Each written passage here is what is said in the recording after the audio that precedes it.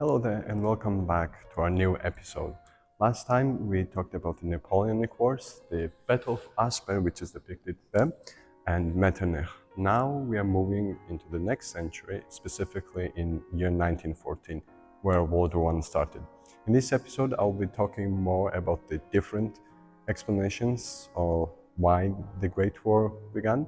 And now we are in the War Museum located in Vienna next to Schloss Belvedere, which holds not only the exhibitions for World War I, but also the Napoleonic Wars, the Siege of Vienna, and World War II. But as of now, some of the exhibitions are closed due to renovations.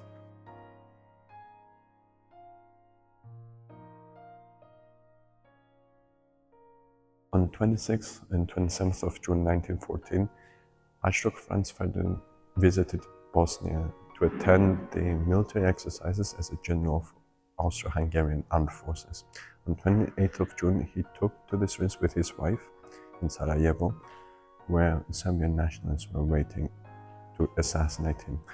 Because of the unfortunate set of coincidences and by sheer luck, Gavrilo Princip, one of the Serbian nationalists, managed to assassinate him and his wife. Behind me is the original car where that assassination took place 112 years ago. Austria-Hungary mourned and longed for revenge. Their diplomats sent a very harsh ultimatum to Serbia, which was rejected.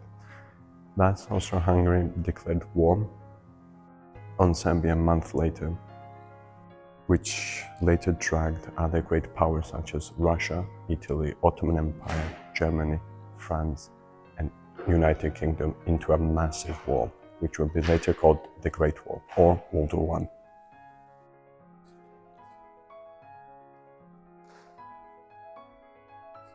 Realism is one of the school of thoughts in international relations that tries to explain why World War I started. Its main principle is that the state's main goal is to survive, and to do that, you need to accumulate as much power as you can or try to create alliances to offset the foreign dangers. With creation of alliances, you get the balance of power, where the two opposing camps can balance each other out, and therefore there is peace, or you guarantee your own survival. As we can see, in 1914 we have two alliances. The Central Powers, which included Germany, Austria-Hungary, and at first Italy, but they joined the Triple Entente, and then later the Ottoman Empire joined the Central Powers. On the other hand, we have the Entente, which included France, Russian Empire, and Great Britain. Even though we see two alliances that should have created the balance of power, there was this balance of power. France was a decline in power, where the population and industry was going down. Russia was struggling to modernize, and they lost a war with the Asian power, Japan, in 1904-1905. We can see that Britain, even though they were very powerful and they had a hegemony or dominance on the seas, they were disconnected from the continental matters. The Central Powers, the Germany, they were the rising power. They had the potential to challenge United Kingdom in a couple of decades and dominate the whole of Europe, which threatened both France and Russia. And Germany itself was threatened by two-front encirclement from east and the west. And the assassination of Archduke Franz Ferdinand became the trigger of all the fears that delved into a war. We see the Austria-Hungary declared war on Serbia, which dragged Germany to help out his ally. Serbia was protected by Russia, therefore Russia was dragged in. Russia was allied with France, so France also joined the war. Germany, to knock out France, invaded Belgium, which was protected by United Kingdom, and thus dragging United Kingdom into the war.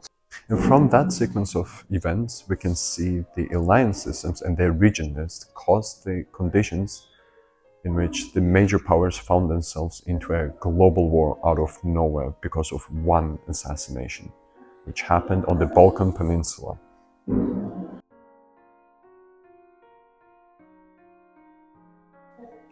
Challenging realists are the idealist scholars who argued that the main reason why World War I started was because there were lack of mechanisms or international institutions which would have facilitated cooperation, diplomacy, and peace negotiations. During that time in Europe, there was a trend of rising nationalism, and also there was huge mistrust between states and statesmen between the countries. There were also secret diplomacies, secret talks, which further eroded trust.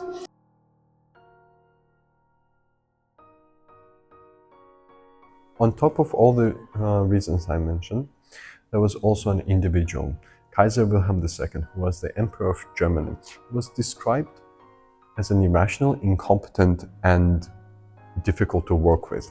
He has infamously threatened King of Belgium in 1904 with invasion over the minor disagreements in one of the aristocratic parties.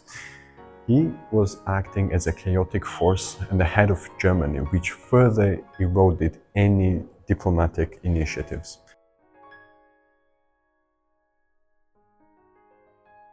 Maybe the realist or idealist explanations are not sufficient enough to understand why World War I started. Maybe the Great War began because of scandalous love affair. Next to me is the portrait of General Konrad von Hotzendorf, who was the chief of staff of Austro-Hungarian military. In the midst of his military career, he fell in love with a married Italian aristocrat, Virginia Runninghouse. Marrying a married woman was unacceptable for then Austrian aristocracy. He believed that if he had successful military campaign, he would be able to marry his love. And he saw the assassination of Franz Ferdinand as an opportunity to prove himself to aristocracy and marry Virginia, thus dooming not only Austria-Hungary, but whole Europe and the world on the path of war.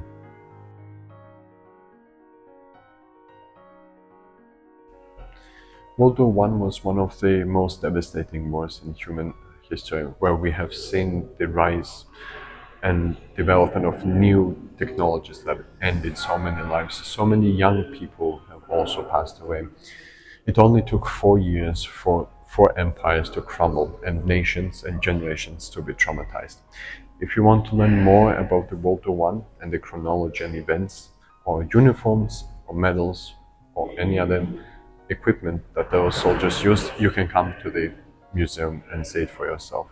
But for now, thanks for watching the episode, and next time we will talk about another very destructive war, the World War II.